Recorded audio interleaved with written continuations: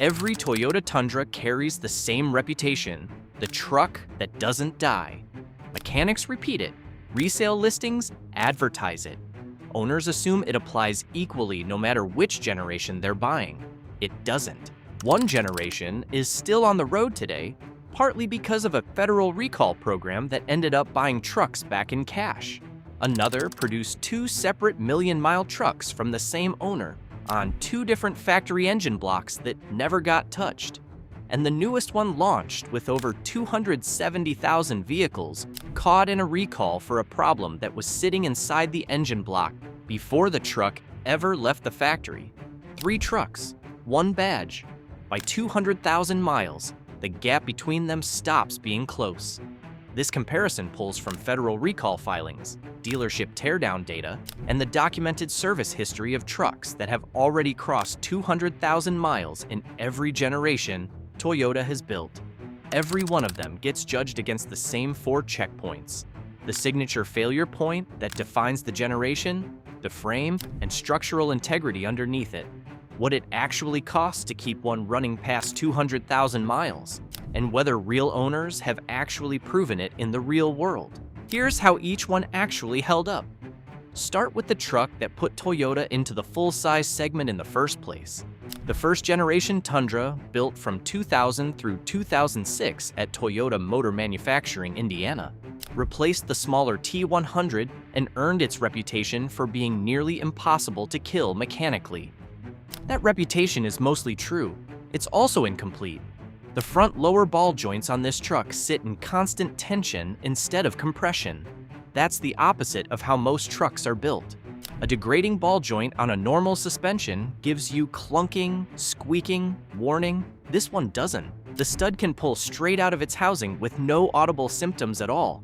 And if that happens at highway speed, the wheel folds into the fender well, the frame crossmember drops onto the pavement, and the brake lines go with it.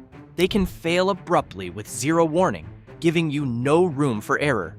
Before we go into the factory service interval, if you want a more in-depth look into how your pickup truck can last 200,000, 300,000, or even 500,000 miles, this ebook reveals the exact maintenance secrets and brand-specific strategies that every smart pickup truck owner should know. If you want to check it out, the link is down in the description below. The factory service interval is every 90,000 to 100,000 miles. OEM parts run $175 to $350 for the pair. Independent labor adds $600 to $1,200. A full dealership front-end service, done properly, runs $2,000 to $3,000. Skip it, and you're not saving money. You're borrowing against a failure that doesn't announce itself. One detail worth knowing before you shop the parts counter: lower-grade aftermarket ball joints have been documented wearing out within 20,000 miles of installation, which is why mechanics who work on these trucks regularly push owners toward genuine factory hardware, even though it costs more upfront. There's a second scheduled item hiding on the later trucks. The 4.7-liter V8 uses a rubber timing belt instead of a chain. And starting in 2005, Toyota made it an interference design. Snap that belt at 90,000 miles past its due date, and the pistons meet the valves. Full replacement, belt, water pump, tensioners, seals, runs $700 to $1,200 at an independent shop. Miss it, and you're not looking at a repair bill. You're looking at a new engine. Underneath both of those maintenance items sits an engine that mechanics actually respect. The 2UZ FEV8 uses a cast iron block with a forged crankshaft and 6-bolt main bearing caps. The kind of internal architecture built for long-term mechanical durability, not just a spec sheet number. Early trucks even used cable-actuated throttles instead of electronic ones, which is part of why this generation has a reputation as the easiest Tundra to service in a home garage. If the cooling system and timing belt get the attention they're scheduled for, the core of this engine tends to outlast almost everything bolted to it. There's also a sizing debate that follows this truck everywhere. Toyota deliberately built the first-generation Tundra smaller than the domestic full-size trucks it was competing against. Often described as a 7/8 scale truck during its production run, That gave it real advantages: better maneuverability, a lighter curb weight, stronger off-road agility, and tighter manufacturing tolerances. It also meant a lower maximum towing capacity, capped at 7,200 pounds, and a narrower cabin that traditional truck buyers still bring up when comparing it to bigger domestic options. It's not a flaw exactly, it's a trade-off. The whole platform was built around. Here's the diagnostic worth running before you buy one of these. Get underneath the truck and look at the frame near the rear axle, close to the fuel tank crossmember and the leaf spring shackles. That's where the boxed frame rails rust from the inside out first, because the third-party supplier that built them skipped adequate electrocoating. If you see rust that has eaten a 10mm hole all the way through the frame rail in that spot, you're looking at a truck that met Toyota's recall replacement threshold. And that recall produced the strangest twist in this entire comparison. As original replacement frames ran out over 2 decades of the program, Toyota started offering cash buybacks instead, at 150% of the truck's retail value. Owners with 250,000-mile trucks and rusted-through frames walked away with settlements between $5,500 and $6,800. Some of them made more on the buyback than they'd originally paid for the used truck years earlier. On today's used market, a clean, non-rusted first-generation Tundra with documented service history and 4-wheel drive still commands $4,500 to $10,000 or more. Proof that even the oldest generation holds real value when the frame and ball joints have actually been maintained. The first generation is durable. It is not maintenance-free. Every mile past 90,000 is a mile you're borrowing against a ball joint and a timing belt that doesn't give second chances. Many of the key maintenance items that define the first generation were about to disappear in the truck that replaced it, especially for buyers who chose the new 5.7-liter V8. The second generation, built from 2007 through 2021 at Toyota's new plant in San Antonio, was scaled up specifically to compete head-on with domestic full-size trucks, rather than undercut them on size. It's where the Tundra's reputation stopped being marketing and started being documented. A commercial hotshot driver named Victor Shepard put 1,020,130 miles on a 2007 Tundra SR 5 double cab with the 4.7-liter V8 in 9 years. In 2016, Toyota traded him a brand new 2016 model just to get the old one back for engineering study. Shepard then put another 1 million miles on his replacement, a 2014 SR 5 double cab with the 5.7-liter V8. 2 trucks, 2 million-mile totals, both on their original factory engine blocks. When Toyota's engineers tore that first million-mile engine down at their Huntsville plant, they measured the cylinder block, the crankshaft journals, the camshafts. Factory honing cross-hatching was still visible on the cylinder walls. Carbon on the valve stems was minimal. Main bearings showed no scoring. The block scored a 99 out of 100 against new engine assembly tolerances after 1 million miles. That's not a good used engine. That's a new one that happened to have 1 million miles on it. The most common issue on the 5.7-liter V8 shows up at the cam tower, where Toyota used a liquid sealant instead of a gasket to seal the aluminum housing to the cylinder head. After 100,000 to 150,000 thermal cycles, that sealant can break down and let oil weep onto the exhaust manifolds. Dealerships quote $3,500 to $7,000 for the fix, because the book labor calls for pulling the timing cover, chains, and camshafts, and combined with a water pump and oil cooler service, that number can climb to $9,000. Most of the time, that's not a repair. That's a stain to watch. Independent Toyota specialists generally recommend against opening the cam towers for a minor seep. If it's not dripping and not costing you measurable oil between changes, clean it and monitor it. When it does need attention, replacing the valve cover gaskets and oil cooler seals without touching the cam towers runs $950 to $1,500. There's a smaller issue with the secondary air injection pump, where moisture corrodes internal valves and can trigger a restricted operating mode that limits vehicle speed. Dealer replacement runs $1,500 to $2,000. The common owner fix is a $200 to $300 aftermarket bypass kit that overrides the sensor entirely. There's one more system worth knowing before you buy a high-mileage 5.7-liter model. Toyota designated the 6-speed AB60 automatic transmission behind that engine as a sealed unit filled at the factory with world-standard fluid and built without a dipstick. That design choice makes routine fluid checks impossible for a home mechanic, and in heavy towing applications, fluid degradation inside that sealed unit can lead to torque converter shudder somewhere between 150,000 and 200,000 miles if it never gets serviced. It's not a defect, it's a maintenance item that's easy to forget specifically because Toyota made it hard to check. The transmission is where Shepard's second truck finally showed its age, slipping and losing reverse at 780,000 miles.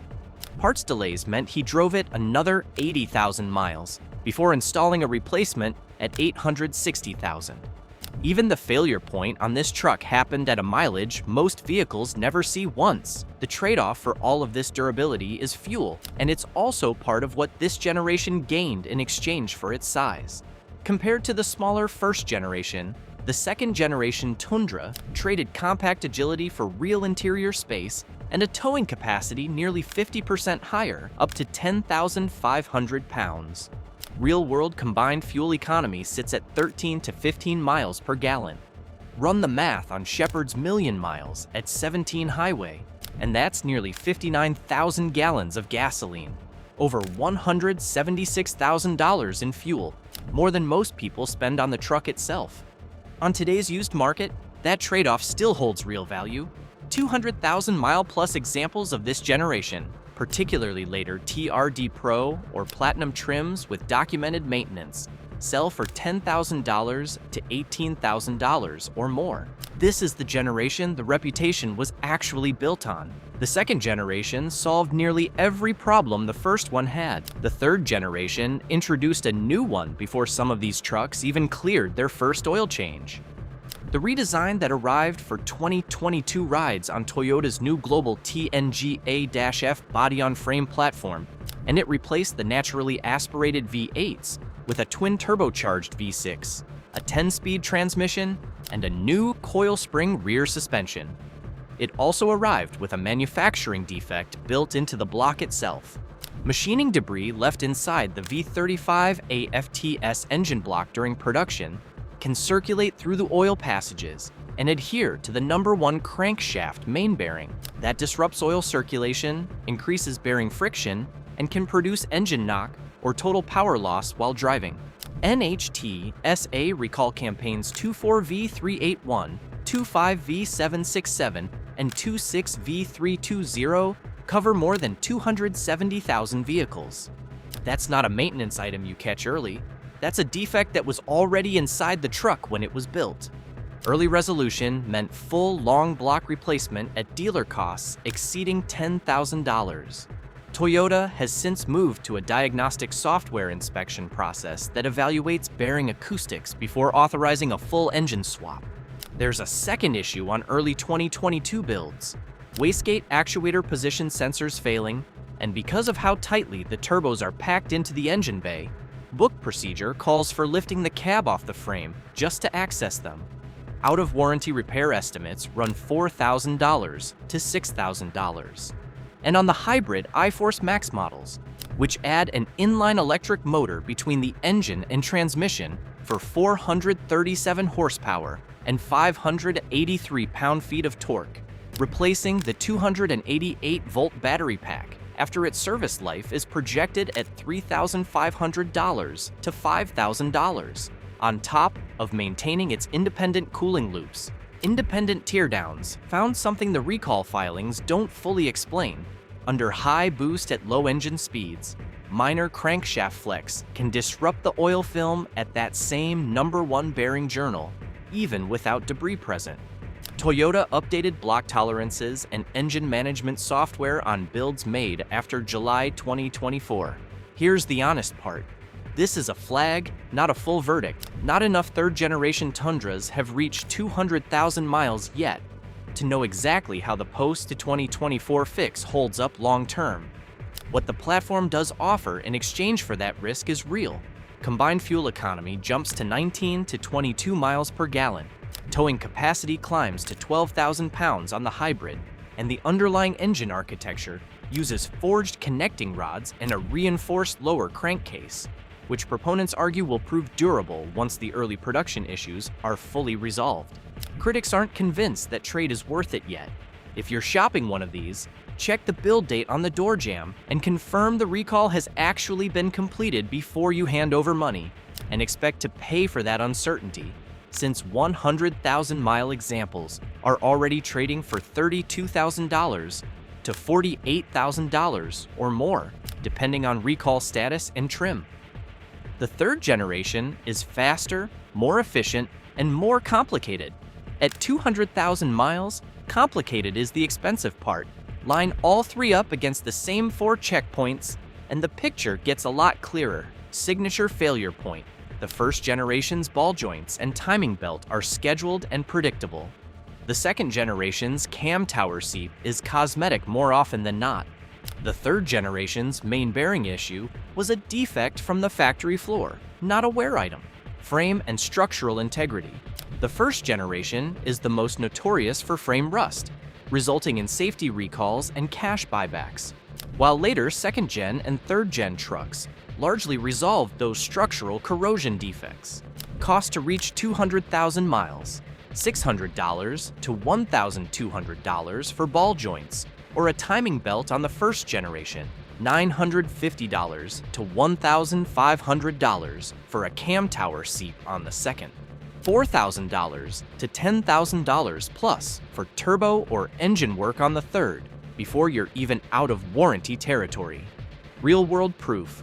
The first generation has cash buyback settlements as evidence of longevity under stress. The second generation has 2 separate million-mile trucks from one owner and a 99 out of 100 teardown score. The third generation doesn't have that data yet. It hasn't had the time.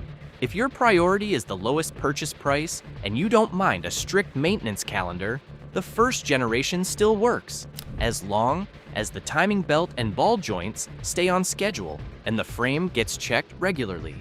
If your priority is minimizing the odds of a 5-figure repair bill past 200,000 miles, the second generation, specifically the 2011 through 2021 models with the 5.7-liter V8, is the clear winner.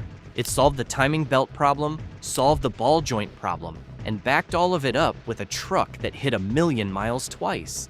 If your priority is fuel economy, higher torque, and the newest technology, the third generation delivers on paper, but the ownership story at 200,000 miles is still being written, and it's being written on an engine that already needed a recall to fix something discovered inside its own block. The clear winner for long-term durability, manageable maintenance, and high mileage value is the second generation Toyota Tundra, the 2011 through 2021 models with the 5.7-liter V8. If this helped you understand what you're actually buying before you buy it, hit like and subscribe. We'll see you in the next one.